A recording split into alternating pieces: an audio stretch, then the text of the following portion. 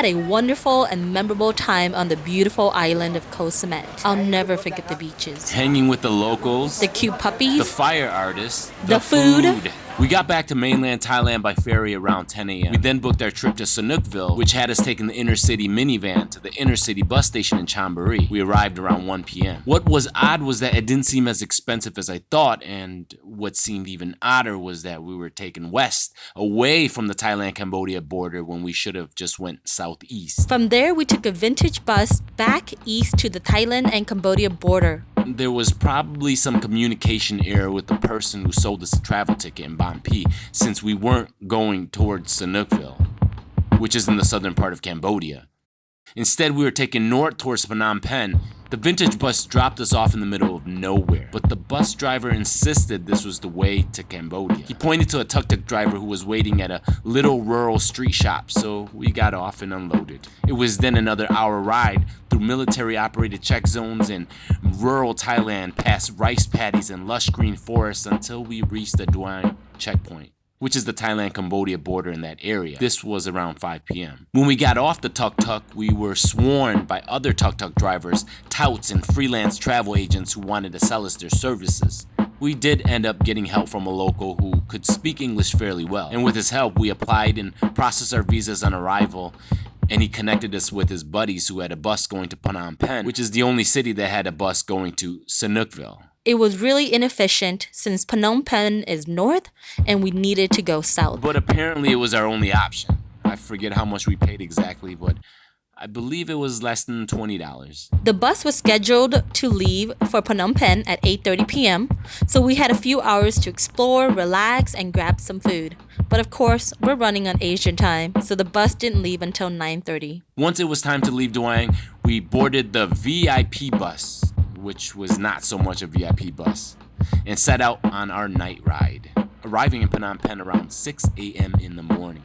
I'm not sure if it was because I was still drowsy or I was still transitioning from sleeping to waking up, but Phnom Penh was extra hectic and crazy. Maybe it was because I didn't get any rest throughout the night. From Phnom Penh, we had to wait until 8 a.m. until we would board our minivan to our final destination. We wouldn't arrive to Sihanoukville until around noon. In total, it was about 26 hours non-stop traveling, from ferry to minivan to bus to tuk-tuk to bus to minivan, from Koh Samet to Sihanoukville. When we arrived to Sihanoukville, it was raining a lot. We would soon realize it rains on and off in spurts lots of times throughout our stay. It didn't put a damper on our time in Sihanoukville because it was pretty beautiful regardless. Sihanoukville is also known as Kampong Som. It's a coastal city in Cambodia and is the capital city of the Sihanoukville province, with the Gulf of Thailand at its south and the Reem National Park on its east.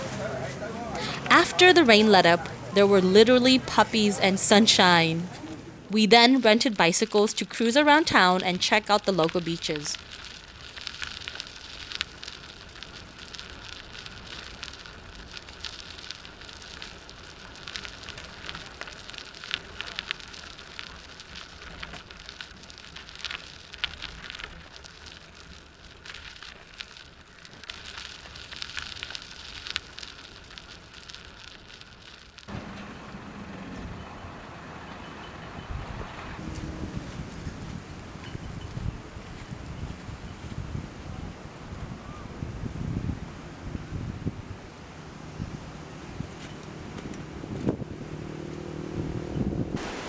Sihanoukville's beaches are hit or miss.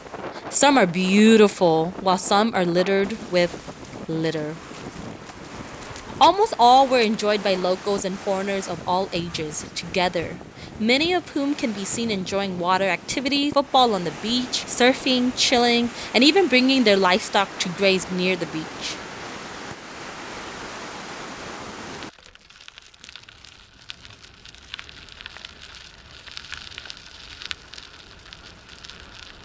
We even ran into lots of wild monkeys not too far from the beach.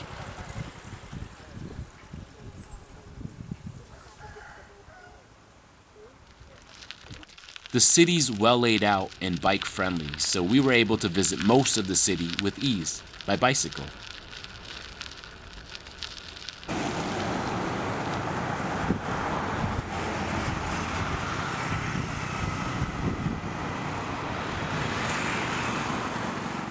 Sugarcane carts are scattered throughout the city, with some being pretty mobile. At about a quarter cup, and with really good nutritional value, I practically had a few cups a day. We snacked throughout the day, but to end the night off, we went to Happy Herb Pizza and had an infamous Happy Pizza, as well as a few rounds of drinks to cool ourselves off. Cheers from abroad. Wish you guys could be here.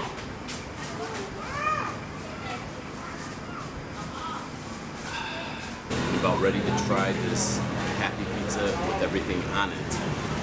Along with it, what we got was garlic bread and some sugar salted peanuts. I'm going to also be using some of this actual real chili oil with real chilies in there.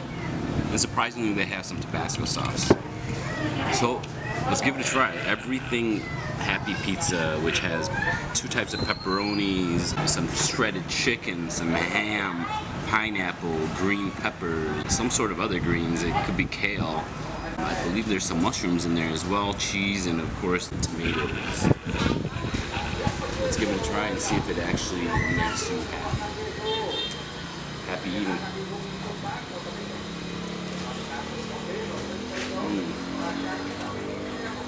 It is good. Crispy. See you on the other side. I'd read a lot about these pizzas and had to try one for myself, or at least a slice. And I have to admit, it wasn't bad.